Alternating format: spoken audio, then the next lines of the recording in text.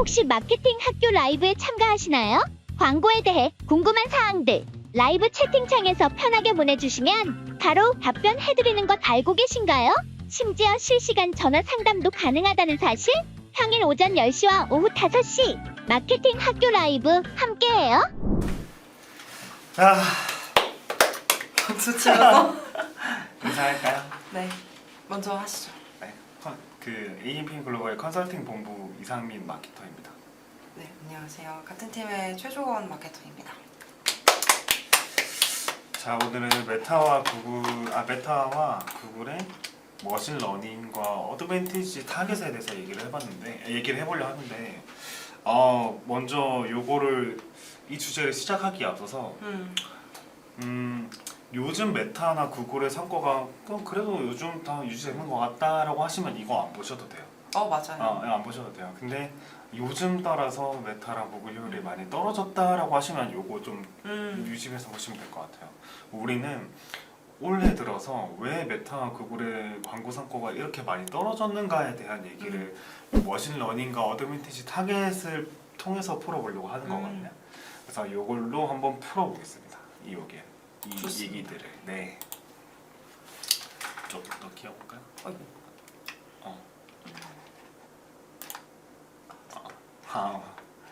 요거 이렇게.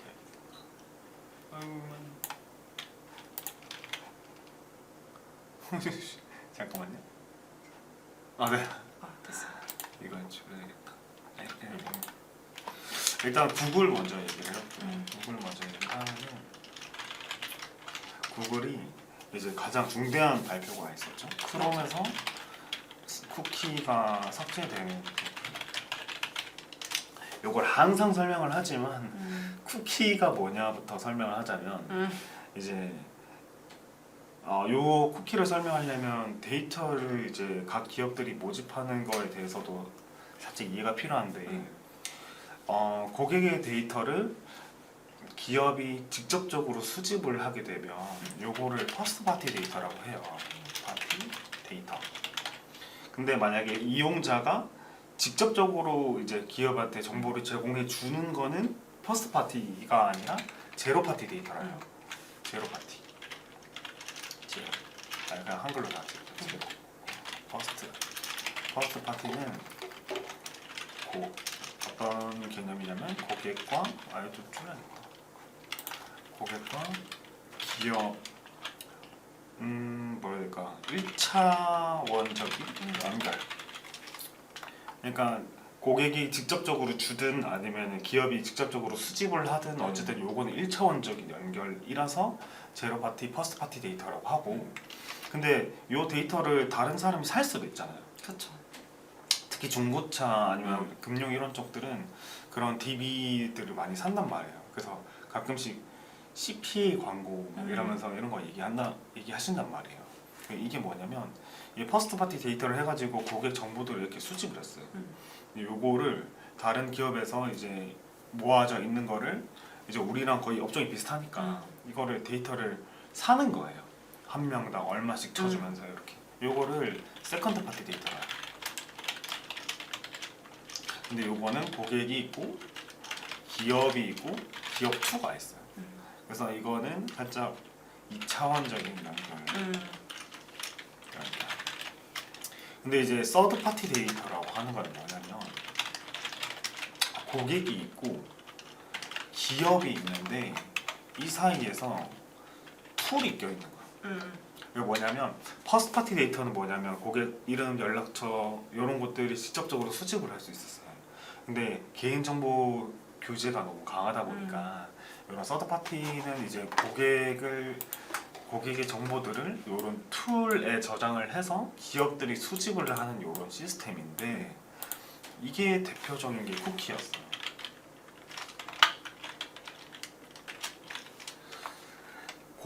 기업은 고객의 데이터를 실질적으로 얘가 누구고 연락처 뭐고 이걸 알 수는 없지만 이 툴을 이용해서 리타르팅 광고도 하고 뭐 이런 식으로 할 수 있는 거였거든요. 그러니까 예를 들면 23세 남자 한 명이 있는지 없는지는 몰라. 근데 한 20대 남자 한 명이 있는 건 알아. 요런 가공되지 않는 이 로우 데이터 요거를 이제 쿠키라고 해요. 근데 이 쿠키가 이제 크롬에서 쓰는 서드파티 데이터를 쿠키라고 하는데 이게 개인정보 보호법이 전 세계적으로 강화가 되면서 이제 크롬이 그러니까 구글이 쿠키 이제 삭제하겠다. 이거를 이제 한 몇 년 전부터 얘기했어요. 맞아요. 그치? 진짜 몇 년 전부터 맞아요. 얘기했는데 근데 구글 입장에서도 이거를 지우면 진짜 말도 안 되는 게 구글은 광고로서 얻는 수익이 전체 수익의 90%가 넘거든요. 근데 갑자기 쿠키를 삭제한다고 하면 이제 광고 성과가 낮아지니까 맞아요. 그럼 광고 수익이 낮아지면 구글 수익이 낮아지는 거거든요. 그러면 구글도 이걸 생각을 해보면 막 없앨 수는 없어요. 그러니까 이제 연기하면서 뭐 계속 그렇게 기사가 나오는 거예요. 맞아요. 뭐 작년에 없앤다 했다가 뭐 올해 없앤다 했다가 내년에 없앤다 했다가 이번에 그래서 진짜 이번에 진짜 찐막 그런 거 있잖아요. 맞아요. 보고서 찐 최종본 맞아요. 그다음에 수정 찐찐 최종본. 맞아요. 맞아 이런 거찐 최종 뭐 예를 들어 이런 거 있잖아요. 찐 최종 뭐 이런 것처럼 계속해서 늘려나간 거예요. 근데 구글의 입장도 어쩔 수 없어요. 어쩔 수 없이 이게 빠져버리면 아예 광고 수익이 너무 떨어져 버리니까 어쩔 수 없는데 근데 확실하게 올해는 없앤다고 이제 얘기를 했고 그래서 그거를 올해 초부터 적용을 하고 있어요. 그래서 어떻게 되고 있냐면 구글 크롬은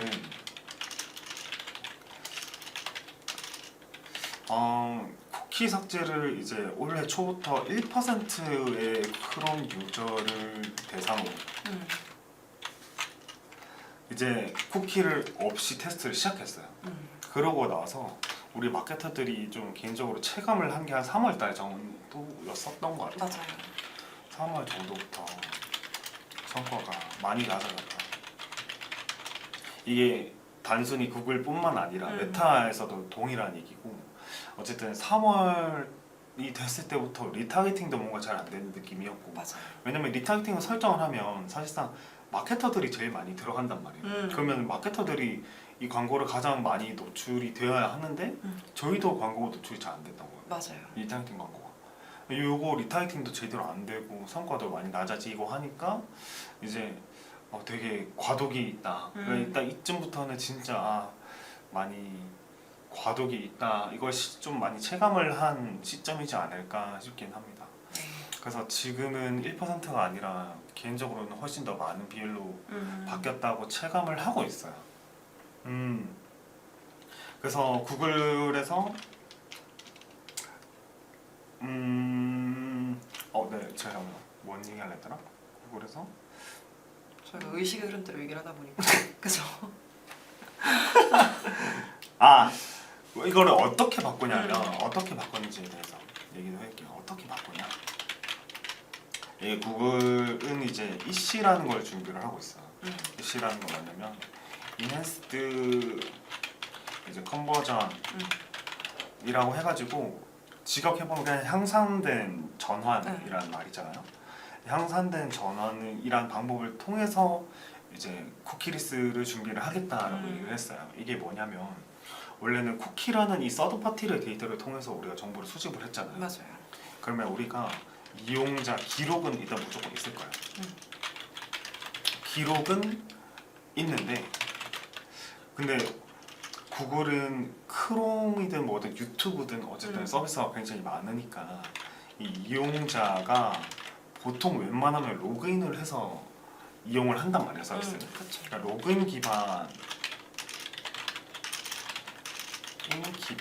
액션을 할 때 이때 이용자 정보는 해싱 과정을 거쳐요. 이건 뭐냐면 암호화한다는 거라고 생각합니다. 암호화해서 이제 중앙 서버로 보내고 근데 이제 구글은 이용자를 이제 가져와야 되는데 근데 구글의 이용자가 전 세계적으로 1억 명이 넘어요. 그러면 되게 많은 이용자의 데이터를 끌고 와요. 그래서 그 데이터를 가져와서 해싱된 데이터랑 비교를 해가지고 얘가 맞는다. 이 매칭 과정을 거치면 얘가 누구구나를 알 수 있는 거예요. 근데 정확하게는 누가 누군지는 알 수는 없고 이 과정은 해싱 과정이 있기 때문에 되게 안전하게 다뤄진다는 거. 그래서 매칭 과정을 거쳐서 구글 애즈나 뭐 이런 데다가 전환의 기록이 되는 거야. 이 과정을 이제 향상된 전환이라고 하는데, 이제 요걸로 이제 구글은 쿠키리스의 시대를 준비를 하겠다라고 얘기를 한 거예요. 그래서 1%로 바꿨다로 한 게 바로 요거를 이용해서 바꿨다라고 보시면 될 것 같고, 우리가 리타르팅 세팅 같은 경우에는 보통 이제 데이터 세그먼트라는 게 있었어요. 작업을 통해서 설정이 가능했어요. 가능했다. 예를 들면 첫 번째는 직접적인 데이터. 그래서 예를 들면 엑셀 양식을 통해서 요거를 다른 곳에서는 이제 맞춤 타깃이라고도 불렀었거든요. 이런 직접적인 데이터나 아니면 G4 데이터, 아니면 이거 구글 태그 내에 쌓인 데이터, 아니면 뭐 어플에 쌓인 G4 데이터, 아니면 뭐 어트리뷰션 G4가 아니라 다른 어트리뷰션 툴에 쌓여 있는 서드 파티 데이터 등등을 통해서 리타이팅을 할 수가 있어요. 가능했다. 근데 요 점이 이제 정확도가 많이 내려가서 지금 잘 안 보이다가 최근에 다시 좀 괜찮아진 것 같거든요. 그래서 이게 되게 과도기에 있는 것 같아요. 지금 머신러닝 학습도 지금 예측할 수도 없고, 맞아요. 지금 구글은 어쨌든 굉장한 과도기에 있다. 그래서 지금 성과가 굉장히 떨어져 있으실 텐데, 이건 그냥 누가 지금 오히려 지금 시즌에 잘 된다는 제가 진짜 본 적이 없거든요. 저도 마찬가지예요. 진짜. 네. 진짜 이번 지금 시즌에 어디가 잘 된다 진짜 본 적이 없는 것 같아요. 맞아요. 그 정도로 되게 뭐라 해야 될까,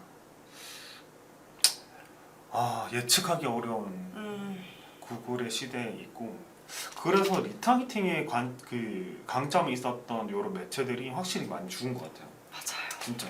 그러니까 GDN이 진짜 많이 죽은 것 같아요. GDN이 진짜 많이 죽었고, 요거를 진행하시는 업체들도 되게 많이 적어졌던 것 같고, 맞아요. 되게 많이 적었어요. 되게 많이 적어졌고, 동영상 광고는 오히려 소재 싸움이기 때문에 그나마 좀 괜찮아진 것 같고, 디맨드제는 소재 싸움이고 리타기팅도 어느 정도는 가능했었으니까 디맨드제도 어느 정도는 방어가 되는 것 같은데, 근데 GDN은 사실 제일 핵심이 리타기팅이 있었다 보니까 맞아요. 요거는 조금 많이 타격이 컸던 것 같아요. 지금도 많이 큰 것 같고. 실제로도 저희가 이제 뭐 그런 웹사이트나 이렇게 들어가다 보면 GDN 광고 원래 굉장히 많이 보잖아요. 그쵸. 그리고 주로 이제 제가 리타게팅 되던 광고들이 요 근래 부쩍 정말 줄어든 게 그걸로도 육안으로도 확인이 가능하거든요. 정말 거기서 확실히 체감하는 것 같아요. 나만 그런 게 아니구나라는 거를. 나는 이건 어떻게 또 느꼈냐면, 그 제가 어떤 책을 읽었는데 경기 불황이 좀 지속이 되면 특정 업체의 광고만 노출이 된다, 이런 얘기가 있었거든요. 이걸 GDN에서 많이 느꼈고, 제가 그 책을 읽었을 때 그 책에서 나온 사례가 뭐였냐면, 지하철 광고 아시죠? 지하철 광고에서 이 경기 불황이 지속이 될 때 특정 업체의 광고만 노출이 된다는 게 정말 입증이 되는 게 뭐냐면, 지하철 광고의 이 사업자가 듀오라는 곳이거든요. 듀오인지 가연인지, 결혼의 듀오 아닌지 가연인지 하여튼 둘 중에 하나거든요. 듀오인지 가연인지 헷갈려요. 하여튼 둘 중에 하나인데, 얘네가 사업자이기 때문에 얘네가 기본으로 깔아놔요. 얘네가 계약이 추가적으로 없으면 얘네 광고를 미리 깔아놓고, 만약에 뭔가 계약이 있으면은 다른 회사 광고를 노출해요. 근데 어떤 계약도 없으면은 듀오나 가연 이 둘 중에 하나만 노출되는 거예요. 그러니까 이렇다 보니까 경기 불황이 지속되면 사람들이 광고를 안 하게 되고, 그러면 밑바닥에 베이스로 깔려 있는 결혼의 듀오, 연애나 가연 이런 쪽의 광고들이 계속 뜨기 시작하는 거예요. 그래서 이게 아까 얘기한 이런 반증이다 하더라고요. 그래서 GDN도 제가 살짝 이런 걸 느끼고 있어요. 요새 보이는 업체들만 보여요. 보이는 특정 매각 완전 큰 업체들. 아, 개인적으로 라라스이 진짜 많이 뜨고요. 하여튼 맞습니다. 하여튼 그런 업체들만 되게 많이 뜨는 것 같더라고요. 정말 굳이 GDN이 아니더라도 다른 곳에 어떤 곳에서 떨고 놔도 충분히 전원을 가져갈 수 있었을 만한 애들 그런 업체들만 광고가 많이 노출되는 것 같고 그렇지 않다. 좀 뭔가 신생 업체다 하는 것들은 사실상 GDN에서 많이 못 보는 것 같아요. 그 정도의 경기 불안과 구글의 과도기와 이런 것들이 다 중첩이 되어 있는 상태다 라고 봐주시면 될 것 같아요. 진짜 어려운 시기라고 진짜 그 정도의 시기다라고 봐주시면 될 것 같고 저희가 생각을 해봤을 때 당장은 좀 뒤죽박죽일 거예요. 이게 한동안 많이 지속될 거예요. 맞아요. 진짜 올해는 계속해서 이렇게 될 수도 있는데 근데 우리는 어느 정도의 그 사이에서도 효율을 뽑아내야 되는 상황이다 보니까 어떻게 하면 좋을지 한번 의논해볼까요? 이 자리에서 좋습니다. 저는 생각을 해봤는데 아직도 답을 모르겠어요. 요즘 계속 고민해요. 근데 아직도 모르겠어. 내가 이거 알았으면은 그쵸. 그걸 알아도 여기서는 말 엄청 못하죠. 유명한 사람이 됐겠죠. 뭐. 여기서는 알아도 말씀 못 드리죠. 그죠. 오로지 저희 광고주분들을 위해서만 그죠. 해드릴 수 있는 부분이라서 그쵸. 진짜 모르겠어요. 근데 방법은 여러 개가 있다 하더라도 그쵸. 그거를 실제로 적용했을 때 그만큼 나올까라고 고민을 해보면 아닐 것 같거든요. 맞아요. 그리고 실제로 저희도 굉장히 많은 테스트를 지속을 해보잖아요. 그렇죠. 왜냐하면 안 나오는 이 세팅을 그대로 두고 가만히 있을 수는 없는 어르신이 그렇죠. 계속 해보긴 하는데 그러다가 이제 잘 되는 시기가 있고 근데 이 방법을 가지고 이 방법으로 하시면 무조건 잘 됩니다 라고 또 말할 수 없는 거죠. 그래서 요런 상태에 있다 라고 봐주시면 되는데 아까 우리가 이제 처음에 머신러닝에 대한 얘기가 조금 나와 있어요. 그래서 구글도 그렇고 메타도 마찬가지고 이게 되게 과도기인 상태에서 얘네가 그나마 할 수 있는 것들을 머신러닝의 기능을 조금 강화하는 게 가장 광고의 성과를 높이는 길이기 때문에 얘네는 머신러닝을 조금 많이 강화를 하고 있어요. 그래서 저도 개인적으로 몇 개 돌리는 캠페인들은 오히려 지금은 단일 캠페인을 돌리는 것보다 성과 최적화 이런 게 좀 괜찮았던 것 같아요. 이게 그나마의 지금 현재 상태에서 그나마 아니면 동적 최적화? 최대한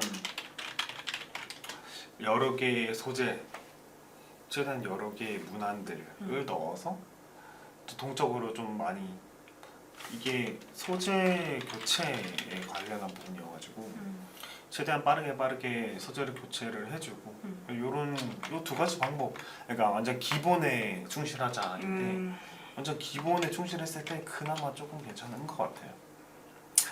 그나마 어쨌든 지금은 그 상황에 있다. 그래서 아무리 마케팅 전략을 짜고 하더라도 지금은 고점 자체가 조금 낮아져 있는 느낌? 맞아요. 그렇다. 저점은 더 밑으로 가 있고. 맞아요. 그러니까 같이 내려갔죠. 같이 내려가. 아예 그 그렇죠. 폭이 완전 그렇게 내려간 것 같아요. 고점도 많이 낮아진 것 같고. 그래서 요거는 고민이 많이 필요한 상황인 것 같습니다. 맞아요. 일단은 구글 얘기는 여기까지 하고 생각나면은 더 추가하기로 하고 메타 얘기해볼까요? 머신러닝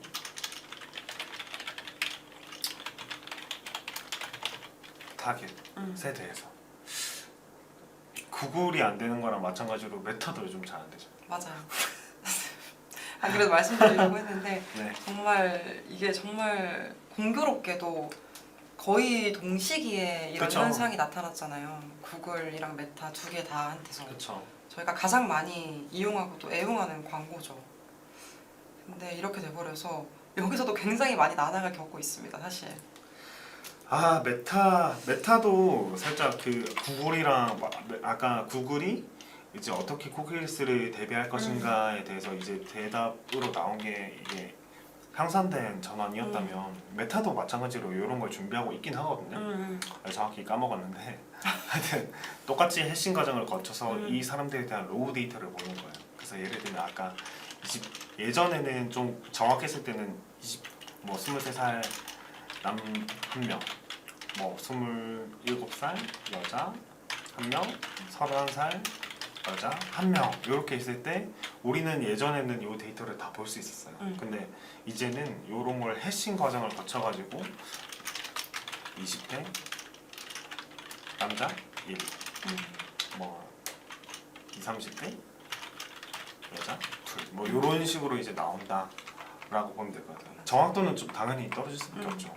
근데 이제 전 세계적으로 개인정보 보호법이라는 게 좀 중요시 되다 보니까 이거를 해결을 하기 위해서 나온 대책이다라고 봐주시면 되고 이게 정확하진 않아요. 그냥 대충 설명을 위해서 이런 식으로 작성되었다라고 봐주시면 될 것 같아요. 그래서 해싱 과정을 거쳐서 이제 사용자 데이터는 복호화하고 그래서 이런 식으로 전체적인 로우 데이터를 가지고 따지겠다라고 하는 게 이제 머신러닝의 바뀐 점이라고 보면 될 것 같아요. 그래서 구글도 마찬가지고 메타도 이제 마찬가지로 과도기에 있는 상황이고 메타도 마찬가지로 머신러닝의 학습에 대한 부분들을 동일한 시점까지는 아니지만 네. 어쨌든 한 올해 1분기부터는 반영을 했던 것 같아요. 네, 맞아요. 요거를 조금씩 반영을 하면서 이제 쿠키를 아예 없애겠다 메타도 선언을 했죠. 맞습니다. 네, 한숨을 쉬었어요. 아 정말 저 때부터 제 한숨이 좀 유독 늘어난 것 같기는 해요. 아, 그렇죠. 아니 이게 저희가 보통 캠페인 세팅할 때 타겟 같은 경우를 특히 되게 굉장히 여러 가지 타겟을 가지고 가잖아요. 그게 뭐 저희의 그냥 가장 기본적인 그런 핵심 타겟 뭐 그런 관심사나 뭐 구매 의도나 뭐 이런 타겟일 수도 있고 아니면은 뭐 저희 웹사이트에 뭐와 좀 어떤 액션이 있었던 여기서 액션이 있었던 사람들과 어떤 맞춤 타겟이라든지 아니면은 그 사람들과 좀 비슷한 유사 타겟이라든지 뭐 이런 식으로 여러 가지 타겟을 썼는데 사실 가장 전환이 잘 나왔었던 건 전 리타겟팅 쪽이었거든요. 확실히. 근데 거기서의 성과가 확실히 무너졌어요. 많이. 아주 많이. 한 3, 4월 요때쯤부터였던 것 같아요. 슬슬 무너지기 시작하더니 그래서 요즘엔 오히려 저는 리타겟팅을 안 들고 가기도 하거든요. 자, 저는. 여기서 정리하자면 제일 중요한 아까 말씀을 해주신 게 유사 타겟에서 무너졌다라고 얘기를 했거든요. 그리고 두 번째는 뭐냐면 어드밴티지 타겟이 좀 많이 무너졌어요. 캠페인 맞아요. 무너졌다. 요게 좀 많이 체감이 돼요. 이제 두 가지 성격이 똑같거든요. 어떠냐면 자, 유사 캠페인이 뭐냐면 유사 타겟이 뭐냐면 이제 뭔가 구매 가치가 있는 전환이 있을 때, 을 측정하고 있을 때, 이 전환 개수가 50개였나요? 100개였나요? 50개. 50개. 그 만들 수 있는 게 100개였나? 50개였나? 기억이 안 나는데 어쨌든 개수가 충분할 때라고 할게요. 충분할 때 이와 유사한 타겟에 대해서 그룹을 만들 수, 그 세그먼트를 만들 수 있는 잠재보기 세그먼트 만드는 것이 유사 타겟이거든요. 네. 그래서 아까 지금 보면 구매 가치가 있는 전환 우리가 전환이 종류가 굉장히 많잖아요. 회원가입도 있고 뭐 되게 많은데 페이지 조회나 예를 들면 회원가입, 문의하기 이런 것들은 전환 가치가 있는 그런 액션 아니에요, 그렇죠? 근데 장바구니를 담기 아니면 뭐라 해야 될까? 구매, 페이지 조회 뭐 이런 것도 사실 이런 것들은 사실 구매 가치가 있거든요. 이런 건 구매 가치가 있는 전환에 대해서 뭐 이런 잠재고객 세그먼트를 만드는 게 유사 타깃인데 그리고 하나 더 어드밴티지 캠페인은 뭐냐면 기존 전환 캠페인에서 모수를 추출 그리고 자기네다 요런 그러니까 머신러닝이 일반 전환 캠페인의 머신러닝이 아니라 얘네한테서 모수를 추출을 해가지고 좀 다른 개념의 머신러닝이 돌아간다라고 보면 될 것 같아요. 그래서 살짝 유사 타깃이랑 살짝 성격이 비슷하죠. 유사 타깃은 뭐 기존 액션이 있고 요 액션을 일으킬 만한 타깃을 좀 뭔가 확장을 시키는 거다라고 하면은 요것도 마찬가지로 이건 확장이긴 하죠. 뭐. 네. 기본 전환 캠페인에서 모수를 추출을 해가지고 이 사람들과 비슷한 사람들한테 노출할 수 있도록 조금 확장을 하는 거예요. 근데 요 추출하는 확장 과정에 있어서 많이 정확도가 떨어졌어요 지금. 네. 장바구니 이런 유사 타겟이 뭐 퍼센트로 뭐 나눠져 있고 이걸 좁히면 괜찮다라고 하긴 하지만 맞아요. 좁히면은 타겟 범위가 너무 좁아지거든요. 맞아요. 좁아지는 문제가 있어서 사실 이것도 쉽지도 않고 또 다른 문제를 낳을 수도 있고 어드밴티지 캠페인은 문제가 뭐냐면 일단 기본 전제가 전환 캠페인에서 모수를 수출한다라고 얘기가 돼 있잖아요. 그러니까 기존 캠페인에서 충분한 모수가 없으면은 얘네가 그 좀 빨리 고갈이 돼요. 타겟이 되게 빨리 고갈돼요. 타겟 고갈에 대한 문제가 있어요. 그래서 요즘에는 어드밴티지가 살짝 어떤 성향을 보이냐면 한 초기 3일까지는 되게 성과가 엄청 좋아요. 좋다가 점점점 내려가요. 맞아요. 점점점 내려가가지고 한 7일차에 되면 이게 그냥 거의 바닥을 찍어요. 일반 전환 캠페인보다 못해요. 그러고 나서 이게 유지가 돼버려요. 계속. 그쵸. 그래서 얘를 해결하려면 어떻게 해야 되냐면 전환 캠페인을 충분한 모수를 추출하고 얘네는 짧게 가져가는 이런 전략도 있어요. 그냥 되게 주말 타임 세일이 이틀 3일짜리 이렇게 들어간다든지 그때만 잠깐 들어가는 거죠 그냥. 잠깐 들어간다든지 뭐 그런 식으로 이벤트성으로 이건 머신러닝 학습도 사실 필요 없는 것 같아요. 맞아. 학습 필요 그건 없고, 맞아요. 이건 머신러닝 학습 필요 없고 그냥 빠르게 소재를 타겟을 고갈시키는 용도로 이렇게 쓰면 될 것 같아요. 이렇게 쓰면 되고 유사 타겟은 또 다른 문제를 낳기 때문에 더 많은 고민이 필요한 거고. 그러니까 맞아요. 메타가 성과가 줄어든 건 우리가 타겟을 확장하는 데 있어서 그 정확도가 점점 더 떨어지다 보니까 거기서 맞아요. 나오는 문제가 야기된 거죠. 그래서 거기서 나온 게 그나마 조금 괜찮다고 여겨지는 게 어드밴티지 타겟이라고 봐요. 이게 그냥 말이 이제 어드밴티지 타겟이지 그냥 솔직히 말하면 타겟 아무것도 안 하는 게 어드밴티지 타겟이에요. 맞아요. 어드밴티지 타겟 요걸 통해서 그나마 성과가 조금 나왔던 것 같다. 이것도 마찬가지로 메타도 살짝 내가 봤을 때 고점은 좀 있는 것 같아. 고점은 아직 조금 있는 것 같아. 아직 있는 것 같은데 얘는 이 뭐야 될까 평균 폭이 떨어졌다 해야 되나? 무슨 느낌인지 알겠죠? 평균 폭이 예를 들면 한 요 정도 고점은 거의 비슷하고 저점도 거의 비슷한 것 같긴 하거든요. 근데 얘네는 평균치가 원래 한 요 정도 있었으면은 이게 한 요렇게 내려간 것 같아. 네. 그래서 요거를 조금 타겟을 하려면 타겟 모수를 확장을 해야 되는데 근데 한계가 있단 말이에요. 그쵸. 좀 많이 한계가 있어요. 이 개인적인 생각인데 저는 이제 페이스북이라는 매체가 저는 이제 광고 매체가 아닌 것 같아요. 제가 개인적으로 광고 매체가 아닌 것 같아요. 저는 이렇게 아예 정의가 내려졌어요. 얘는 이제 아무 매체도 아니다. 얘는 광고 매체 아니다. 얘는 아무것도 아니니까 그냥 다 빼버려야 된다라고 생각을 하게 됐어요. 실제로 이걸 뺐을 때 그나마 좀 성과가 괜찮았고 그러다 보니까 페이스북도 노출이 안 되면은 타겟 모수는 점점 더 좁아질 수밖에 없고 그쵸. 그러다 보니까 우리가 뭐 리타겟팅 캠페인을 만든다 이러다 보면 타겟 모수는 더 줄어들 수밖에 없어요. 그렇죠? 너무 적어요. 너무 적어요. 진짜 너무 적어요. 유사 타겟이 조금 괜찮다라고 할 정도가 되면은 퍼센트를 굉장히 낮춰야 되는데 그러면 한 30만, 40만밖에 안 될 수도 있거든요. 타겟 모수가. 그쵸.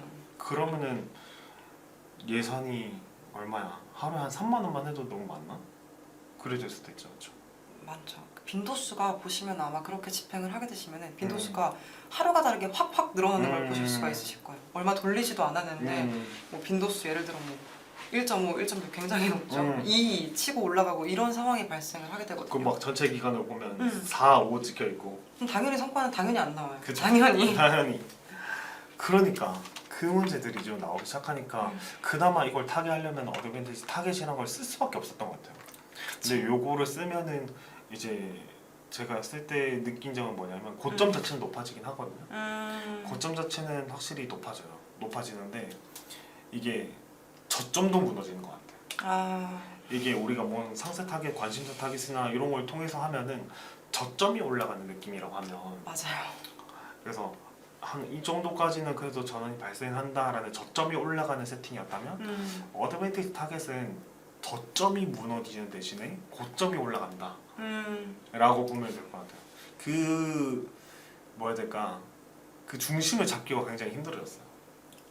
맞아요. 그래서 지금 메타도 진짜 과도기에 있는 것 같아요. 이게 진짜 너무 지금 마케터들이 힘든 상황에 있는 게 아닐까. 기업도 마찬가지고. 진짜 맞는 것 같아요. 네. 오랜만에 댓글을 보는 것 같은데 아파트 분양 광고 마케팅은 어떤 것이 요즘에 효율적일까요? 아파트 분양 광고? 저는 일단 메인 매체에 들어가야 된다고 봐요. 적어도 메인 매체. 그쵸. 네이버는 무조건 들어가야죠. 롤링보드나 GFA. 요거 얘기하다가 잠깐 나왔으니까 요거 얘기만 좀 하다가 할게요. 아파트 분양 광고. 요게 CPC나 요런 단가는 조금 많이 비싸긴 하거든요. 단가는 많이 비싸긴 한데 네이버 검색 광고 하거나 롤링보드 GFA일 수도 있고 요거를 하던가 메타나 구글 요거 쪽으로 많이들 집행을 하셨는데 제가 봤을 때 아파트 분양 광고 구글은 좀 아닌 것 같고 구글은 요즘 좀 아닌 것 같고 요 정도이지 않을까 싶긴 합니다. 네. 아마도 그 중에서 제일 메인으로 하시는 거는 보통 요게 많이 하시는 것 같아요. 맞아요. 롤링보드. 요즘은 PC에서는 롤링보드가 GFA로도 나오니까 GFA 하거나 네. 많이 하시죠. 딱 요렇게 많이 하시죠. 딱 요렇게 많이 하는 것 같아요. 그래서 보통 요렇게 딱 많이 하는 것 같아요. 메타는 아무리 이 정확도가 줄어들었다고 하지만 요거는 리타겟팅이나 아니면 커머스 자체에서 뭔가 사람들이 조금 더 세그먼트를 나누고 이런 거에 대한 문제가 있는 거지 유입을 일으키는 거에 있어서는 아직도 여전히 구글 디맨드 지된 타겟팅은 어떻게 보시나요? 요게 디맨드 지된 타겟팅을 알려면 이제 구글 에지 세그먼트라는 개념을 조금 알아야 되는데 세그먼트를 제대로 활용을 하려면 이제 고객 데이터가 충분히 쌓여 있어야만 되거든요. 구글 에즈에 대한 이 세그먼트는 데이터 세그먼트가 있고 이제 맞춤 세그먼트가 있는데 요거를 잘만 설정하시면 당연히 좋아요. 근데 데이터 세그먼트에 있어서 아까 제가 말씀드렸잖아요. 요 위에 쭉 올라가면 있을 거예요. 그래서 여기요.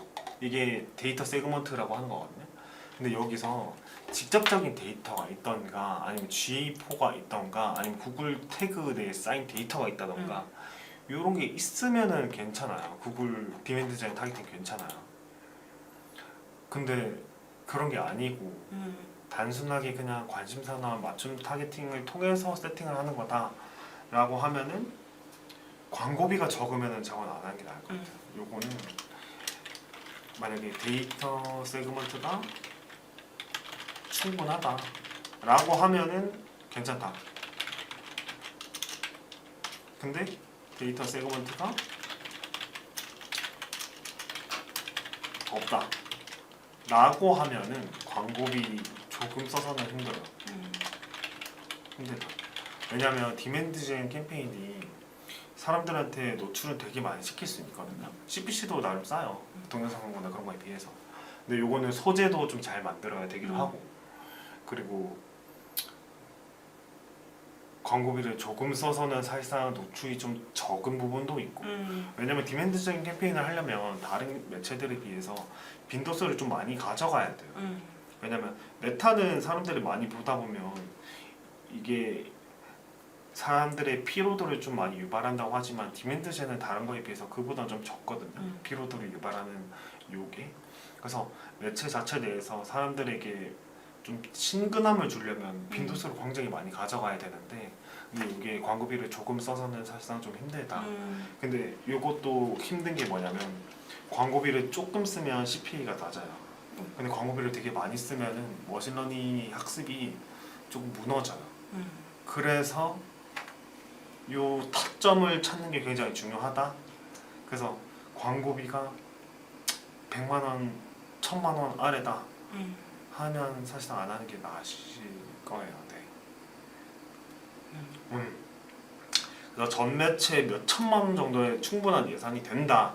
라고 하면은 디맨드젠 타겟팅이 당연히 괜찮아요. 당연히 괜찮아요. 근데 그런 게 아니다. 우리는 한 1000만 원 이하 소액 집행인데 요런 매체들도 하면서 디맨드젠 타겟팅도 하겠다. 그리고 데이터 세그먼트 설정도 별로 안 돼 있다라고 하면 별로 추천드리진 않아요. 요렇게 그렇습니다. 어쨌든 네. 그렇죠? 비추. 네. 왜냐면 생각을 해보면 그럴 수밖에 없는 게 아파트 분양 광고를 한다고 하면은 이제 사람들이 아파트 분양에 대한 걸 이제 보고 클릭을 해야 되는데 그렇죠. 이게 사람들이 그냥 아무거나 보고 클릭을 하는 것보다는 브랜드도 있고 네. 300 정도 광고비 주면 도움이 많이 되셨을 것 같아요. 네. 그냥 그 정도라면 네이버 검색 광고 쪽을 가시는 게 나으실 것 같아요. 네. 아니면 메타를 조금 하거나 네. 그러면은 요 정도만 하고 이제 질문에 답은 요 정도면 될 것 같고 메타는 뭐 지울게요. 네. 지울 광고. 자, 이거는 제 개인적인 의견이었는데 어떻게 생각하시는지. 어디까지 저희가 말을 하고 있었죠? 죄송해요. 나는 이제 어드밴티지 타겟이 고점을 가져가기 위해서 가져가야 하는 세팅이지만 페이스북 매체는 더 이상 광고 매체가 아니다 라고 생각을 했어요. 지금 개인적으로 그렇게 결론이 나왔어. 그냥 개인적으로. 근데 혹시 어드밴티지 타겟 설정하실 때 타겟을 어디까지는 잡으시나요? 어드밴티지 타겟이 있는데 지역이나 이런 것들은 따로 설정할 수 있잖아요. 그쵸. 예를 그런 들어 최소한의 것들은 잡고 가시는 그쵸. 거죠. 완전 최소한의 것들은. 그쵸. 그렇게 하는 게 나쁘지 않죠. 그럼 저도 저 의견은 좀 동일한 것 같습니다. 저도 저 어드밴티지 타겟으로 할 때는 좀 최소한의 것들은 일단 들고 오는 가고요. 예를 들어 저희가 아무리 뭐 폭넓다고 해도 저희의 예산적인 일단 부분도 있고 가장 먼저. 그래서 우선 저는 좀 그러니까 이게 저는 이런 타겟을 설정해 주는 게 어떻게 보면은 나 어디서부터 들어갈 거야라고 그 입구를 좀 정해주는 거랑 비슷하다고 생각을 하거든요. 어드밴티지 타겟을 들어갈 때는. 그래서 그냥 문을 다 열어놓고 어디 문으로든 먼저 들어갈래가 아니라 적어도 나는 여기부터는 시작할래. 일단 얘네한테 먼저 라는 느낌으로 해서 최소한의 그 타겟은 좀 설정을 해주는 것 같아요. 그래서 그랬을 때 저 부분은 좀 동일하게 생각을 하는 것 같고요. 근데 다만 정말 아까 말씀 주신 대로 이 폭 자체가 원래는 요 정도였다면 이렇게 된 건 있어요. 진짜. 이건 확실해요. 그러니까 이렇게 올라가고 내려가고 요 차이가 아니라 저점은 더 내려갔고 고점은 더 올라갔어요. 그러니까 요 폭이 그냥 확 넓어졌어요. 얘는 좀 동의를 하는 편입니다.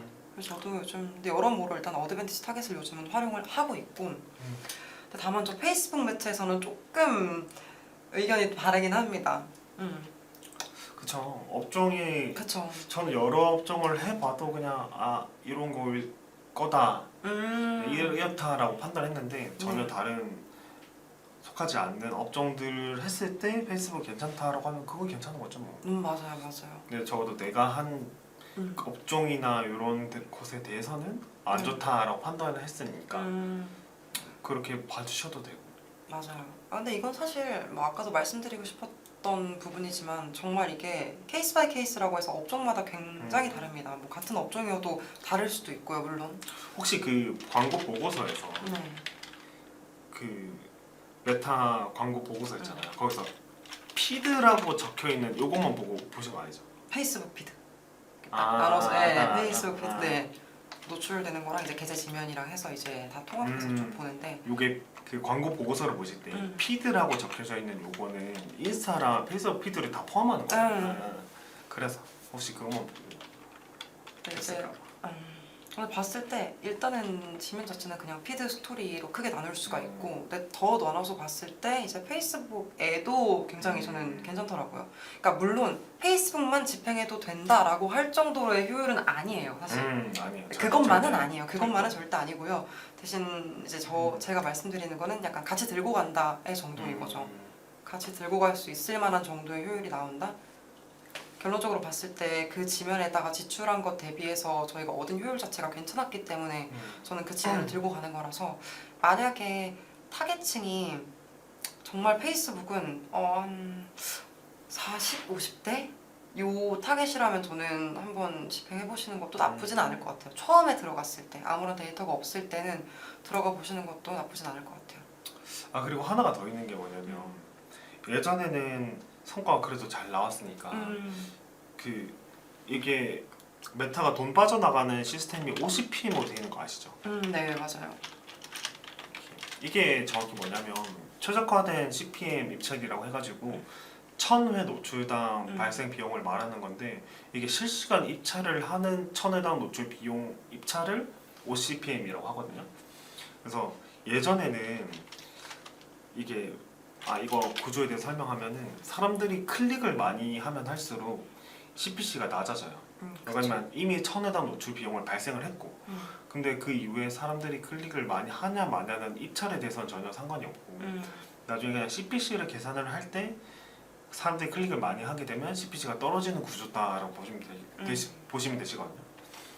근데 예전에는 CTR이라고 하는 게 그래도 한 1.5에서 한 2.5 정도만 되면은 잘 나온다. 성과가 좀 잘 나온다라고 했는데 근데 요즘은 이 허들이 더 높아진 것 같아요. 요즘은 적어도 한 3.5에서 4.5는 돼야 좀 괜찮다라고 표현이 되는 것 같아요. 제 거는 CTR이 10%가 넘거든요. 전환 캠페인인데 근데 성과가 왔다리 해요. 그러니까 예전에는 진짜 CTR이 조금이면 됐는데 요즘은 정말 그보다 훨씬 많이 받아야만 그나마 성과를 유지할 수 있다. 그래서 어찌 보면 소재적인 뭐랄까 문제도 굉장히 중요해졌다 볼 수 있을 것 같아요. 더 중요해졌죠 어찌 보면. 진짜 진짜 이전보다는. 너무 중요해졌어. 근데 저 CTR 부분 좀 공감하시는 분들 좀 있으실 것 같아요. 예전에 솔직히 이 정도만 해도 잘 나왔네. 맞아요. 그리고 로아스도 4, 500 나오네. 괜찮네. 요렇게 했었는데 요즘은 요렇게 나왔는데도 성과 한 300. 맞아요. 저 CTR이면 그리고 성과가 좋진 않죠 사실. 그쵸. 맞아. 저는 전환 캠페인 15까지 만든 적 있어요. 자부심. 전환 캠페인 15까지 하니까 CPC가 얼마더라? 82원이었나? 전환 캠페인인데 하여튼 그렇게도 나온 적 있긴 한데 어쨌든 허들이 굉장히 높아져가지고 쉽지 않다. 진짜 쉽지 않다. 맞아요. 쉽지 않은 것 같아. 진짜 쉽지 않은 것 같아. 어떻게 타개해야 될까요? 정말 어려운 부분이기는 해요 사실 이게.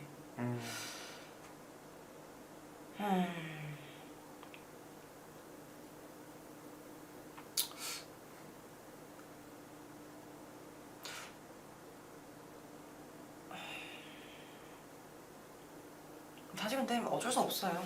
이게 좀 정확한 방법이 사실 정해져 있는 게 아니잖아요. 맞아요. 진짜 과도기여가지고 아마 저번 달에 세팅이 잘 나왔던 세팅을 그대로 끌고 와서 이번 달에 세팅하면 이번 달에 성과가 안 좋을 수 있어요. 원래 잘 됐는데 말이죠. 왜냐면 지금 과도기 있기 때문에 머신러닝 학습도 되게 다른 방향으로 흘러가는 것 같거든요. 이것도 개편을 다 하는 것 같아요. 그래서 예전에 좋았던 세팅들을 끌고 와서 다시 세팅을 한다 하더라도 그게 완전히 다른 머신ing일 수도 있어가지고 맞아요. 사실상 레퍼런스가 좀 덜 중요해졌다 같은 느낌도 좀 받는 것 같기도 하고. 진짜 맞는 것 같아요. 음. 사실 진짜 불과 몇 개월 전만 해도 저희가 이전에 뭐 예를 들어서 뭐 여러 가지 서비스나 제품들이 있을 거고 그러면 그 카테고리에서 잘 나왔던 타겟이 정해져 있잖아요. 그쵸. 그러면 웬만해서는 사실 저희가 안전빵이라고 해도 될까요? 안전빵이라고 해도 될까요? 좀 그 세팅을 그대로 끌고 와서 나중에 다른 캠페인으로 세팅을 했을 때 그냥 잘 나왔어요. 기본적으로 요 정도는 나와줬었어요. 근데 정말 요즘에는 이게 뭐지 싶을 정도로 굉장히 튀더라고요. 좀 성과 자체가 굉장히 튀더라고요. 맞아. 그래서 관심사라는 것도 관심사 메타에서 관심사, 구매 의도, 행동이라고 돼 있는 요것도 사실상 이 분류된 기준들이 되게 업데이트가 잘 안 되더라고요. 그리고 요 분류가 좀 한정돼 있어요. 그래서 업종별로 선택할 수 있는 옵션들도 되게 거기서 거기다 보니까 맞아요. 이게 참 쉽지 않다. 그래서 세팅은 바꿀 수는 없어요. 세팅을 뭔가 드라마틱하게 예전에 세팅을 했을 때와 지금 세팅에 있어서 뭔가 특이하게 바꾸거나 하는 건 많이 없는 것 같은데 근데 전체적인 성과는 많이 떨어져 있는 상태라서 우리 뭔가 바꾸긴 해야 돼요. 맞아요. 그래서 저는 생각했을 때 어드밴티지 타깃을 활용하는 게 좀 좋은 것 같다 라고 하는 건 맞는 것 같고 리타겟팅도 확실히 좋은 건 맞아요. 리타겟팅도 확실히 좋은 건 맞는데 근데 중요해진 건 뭐냐면 예전에 그냥 리타겟팅 일반 전환 캠페인 세팅을 하면 끝났는데 요즘은 어떤 거였냐면 리타겟팅 모수 공급을 위해서 일반 전환 캠페인에 예산을 어느 정도 넣어야 되는 것인가 예산을 리타겟팅 캠페인에는 어느 정도 넣어야 될 것인가 그리고 아까 얘기했던 타임셀이 이런 게 있다면 네. 어드밴티지 타깃을 끌고 와서 어드밴티지 캠페인을 만들 수도 있는데 요거를 한 며칠을 운영을 할 것인가 예산을 어느 정도를 둘 것인가 요 부분이 좀 많이 중요해진 것 같아요. 차라리 이런 부분에서 어떤 전략 그러니까 가장 중요해진 거는 뭐냐면 이 모수 고갈에 대한 문제. 이 문제가 많이 좀 중요해진 것 같아요. 그래서 이거를 관리하기 위해서 나는 어떤 방식으로 타겟이 그 모수가 고갈되는 거를 해결하고 있다. 요게 좀 많이 중요해진 것 같아요. 그걸 그나마 해결할 수 있는 게 어드밴티지 타겟이라고 보고 맞아요. 그렇게 생각을 합니다. 진짜 쉽지 않은 상황인데 요즘 어쨌든 요 정도 보고 있습니다. 나머지 더 얘기할 만한 게 있을까요? 갑자기 문득 생각이 든 건데 저희가 지난번에 아마 한두 달? 두어 달 전쯤에 같이 메타 관련해서 그때 라이브를 찍었었어요. 근데 그때 저희가 굉장히 의기양양했거든요. 왜냐면 그때까지는 나쁘지 않았었어요. 그때까지는 저희가 긴가민가한데 그래도 맞아. 세팅 변경하면은 다시 또 성과 오르고 맞아. 하면서 이제 뭐 그런 맛이 있기는 했는데 3월이죠 그게. 그때가 이제 저희가 긴가민가 뭐 할 때였죠. 딱 그때. 그래서 진짜 하루가 다르게 그냥 성과 매일매일 모니터링 해주면서 떨어졌다 싶으면 좀 단가가 튄다 싶으면 다시 세팅해주고 그럼 다시 또 좀 자리를 찾아가고 요걸 좀 반복하고 있었는데 요즘은 진짜 얘가 어디로 튈지를 몰라서 좀 이렇게 한숨 쉬고 있는 저희 너무 웃겨서 맞아요.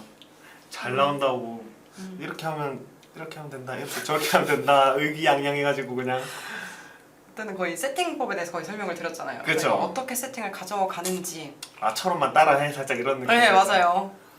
그랬었는데 지금은 쭈글해져가지고 함부로 따라하라고 말씀을 좀 드리기가 근데 이건 정말 변명 아닌 변명이자면 저희가 세팅을 뭔가 이상하게 해가지고 효과가 잘 안 나온 그런 게 아니라 전체적인 시장 자체가 많이 이렇게 변화를 한 거여가지고 맞아요. 이런 거라고 이해를 해주시면 되고 특히 이커머스는 알리테무가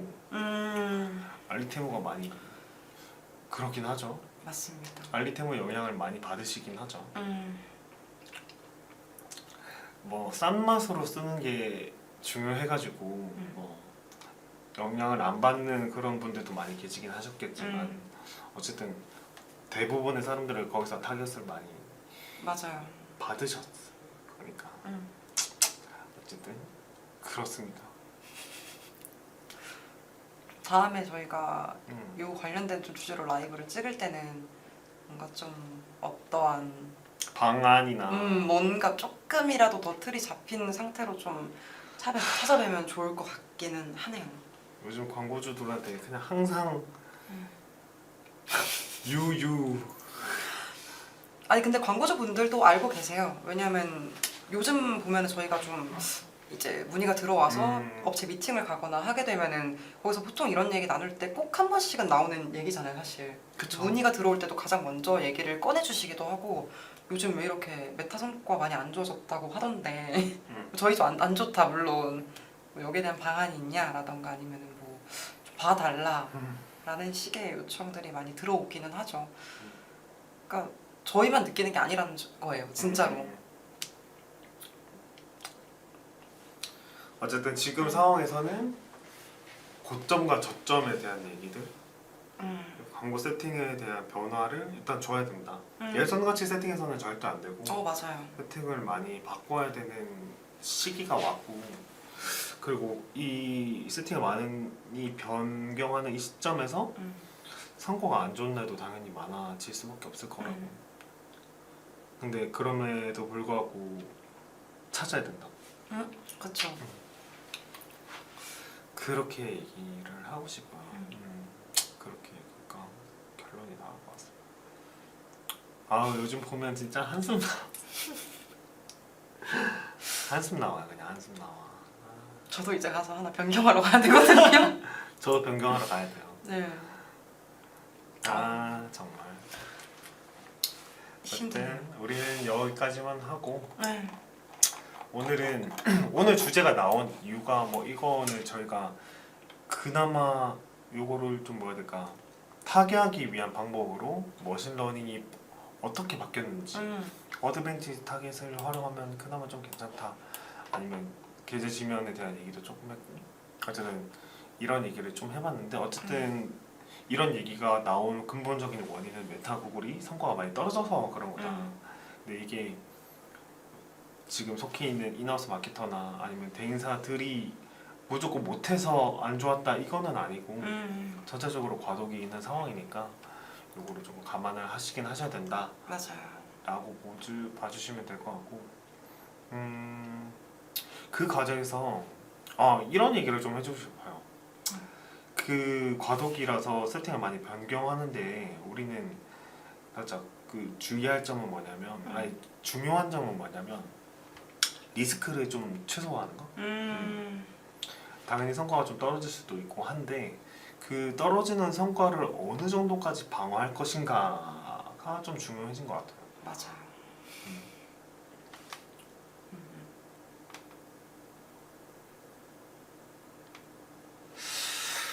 여기까지만 할까요 그냥? 네. 또 추가적으로 뭐 올라오는 질문 사항이나 이런 게 없어서 여기서 마무리하면 될 것 같습니다. 네. 네,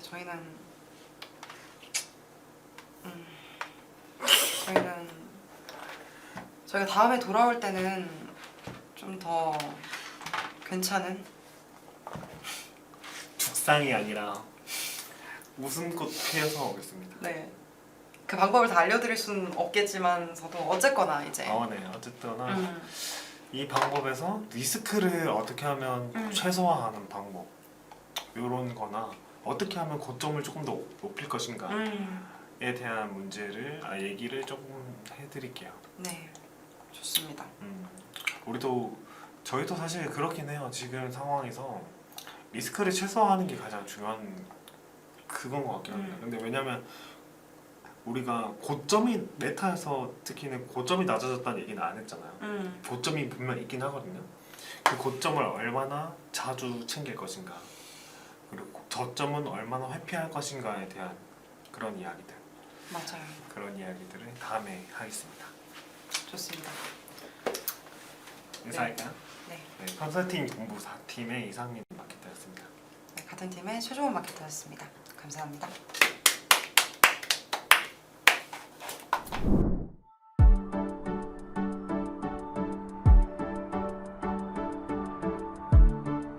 구독과 좋아요는 컨텐츠 제작에 힘이 됩니다.